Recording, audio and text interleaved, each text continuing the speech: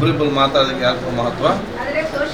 Social ಮೀಡಿಯಾದಲ್ಲಿ social media ಕೂತು ನಾವು ಇಲ್ಲಿ ಉತ್ತರ ಕೊಡ್ಕೊಂಡು ಹೋದ್ರೆ ನಮಗೆ ಬೇರೆ ಕೆಲಸ ಮಾಡಲಿಕ್ಕೆ ಸಾಧ್ಯ ಉಂಟಾ? ಒಂದು ಇಬ್ಬರು ಅದರ ಬಗ್ಗೆ ಏನಾದರೂ ಹೊರಗಿನವರು, ಅದು ಕೂಡ ಮದನ್ ನಗರದವರಲ್ಲ, ಹೊರಗಿಂದ ಬಂದಲ್ಲಿ ಮನೆ ಮಾಡಿದವರು, ಕೆಲವೊಂದು ಸಂಘಟನೆಗೆ ಸಂಬಂಧಪಟ್ಟವರು, ಅವರು ಹೇಳಿದ ತಕ್ಷಣ ಯಾರು ಕೂಡ ಮಹತ್ವ ಕೊಡಲಿಕ್ಕೆ ತಯಾರಿಲ್ಲ. ಇದಕ್ಕೆ ಅದು ಎಲ್ಲ ಊರವರಿದ್ದಾರೆ, ಎಲ್ಲ ಜಾತಿ ಎಲ್ಲ ಮತ್ತೆಲ್ಲ ಒಗ್ಗಟ್ಟಿನಿಂದಿದ್ದಾರೆ.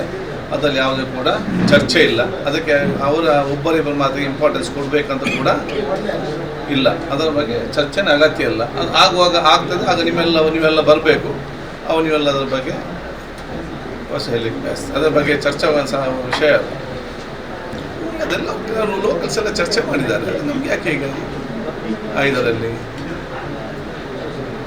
ಎಲ್ಲ ಕೂಡ ಇದು ಚರ್ಚೆ ಆಗುವಂಥ ವಿಚಾರ ಕೂಡ ಇವತ್ತು ಆಗಿದೆ. ಎಲ್ಲ ಆಗುವಾಗ ಇದು ಚರ್ಚೆ ನಾನು ಹೇಳಿದೆ, ಇದೆಲ್ಲ ಕೂಡ ಒಬ್ಬರು ಇಬ್ಬರು ಮಾತಾಡೋ ಬಗ್ಗೆ ಇದರಲ್ಲಿ ಯಾರು ಕೂಡ ಚರ್ಚೆ ಮಾಡಬಾರ್ದು. ಆ ಚರ್ಚೆಗೆ ಯಾರು ಕೂಡ ಮಹತ್ವ ಆಗಬಾರ್ದು. ಕೆಲವೇ ದಿನಗಳಲ್ಲಿ ಅದನ್ನು ಅನಾವರಣೆಲ್ಲ ನಾವು ಮಾಡುವಾಗ ತಾವೆಲ್ಲರೂ ಕೂಡ ಬರಬೇಕು. ಅದರ ಬಗ್ಗೆ ನೀವು ಬರೆಯುವುದ ಚರ್ಚೆ ಮತ್ತೆಲ್ಲರೂ ಕೂಡ ಅವಕಾಶ ಇದೆ. ನಾವೆಲ್ಲ ಸಕಾರಾತ್ಮಕದ ಚಿಂತನೆ ಇಲ್ಲದೆ ನಕಾರಾತ್ಮಕದ ಚಿಂತನೆಯಲ್ಲಿ ಯಾರು ಕೂಡ ನಾವು ಇರಬಾರ್ದು.